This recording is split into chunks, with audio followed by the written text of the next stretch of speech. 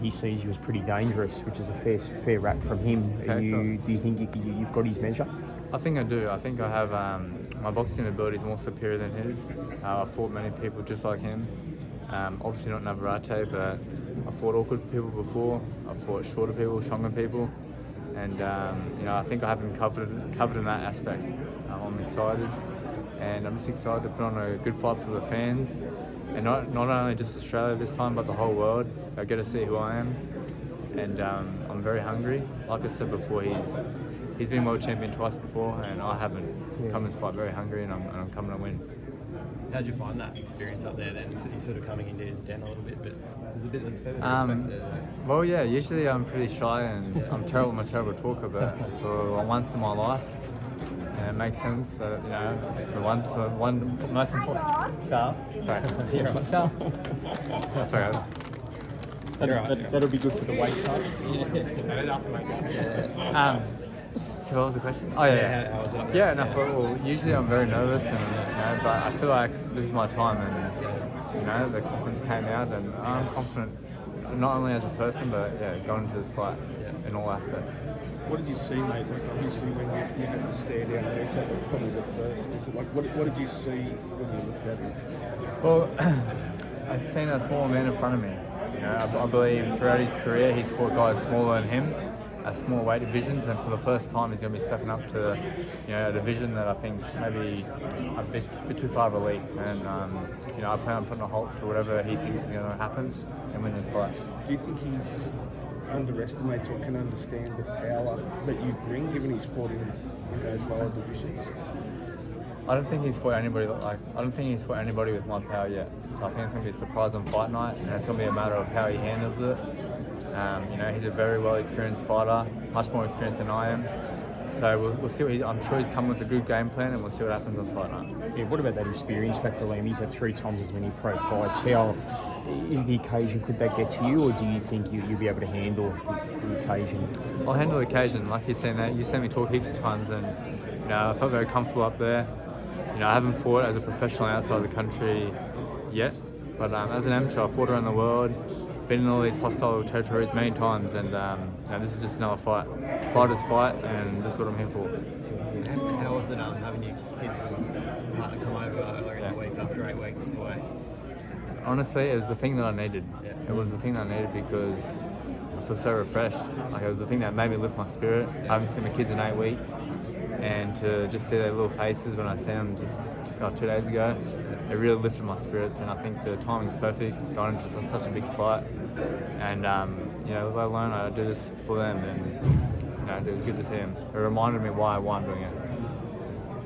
How do you obviously he's a 2-division champion and he's, been on this long winning run. Is it easy for you to sort of disregard all that? And I mean, I guess come into it and not respect the record too much, you know what I mean? And not, I mean, you're in there with a great fighter, but it's like not to be thinking... 100%. I don't want to buy into it, because when you start buying into stuff, you start questioning things, or should you be here?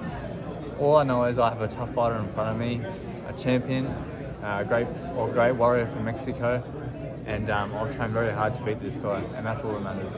What about Liam? You talked about winning a world title for your dad, but now in the past when you said it, you haven't been in a world title fight. This is real now. Will he be in your heart, mate, when you go into the ring? Yeah. Every time I hop in the ring, my dad's with me, and I feel like this is all just meant to happen. I knew this day was going to come. I wouldn't be the champion, and I'd have to fight for the world title.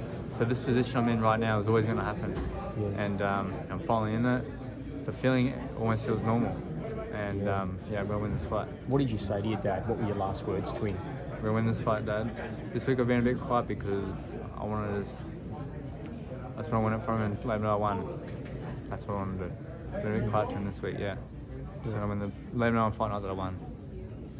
Well, are you surprised? Well, not surprised, mate, but you seem even more relaxed and more comfortable and confident. Like when you get up there today, and as you said, you're normally a quiet person. You're not. Did you sort of get there today and go, this is me? Like you seem. Yeah. No, I think just because I feel like this is.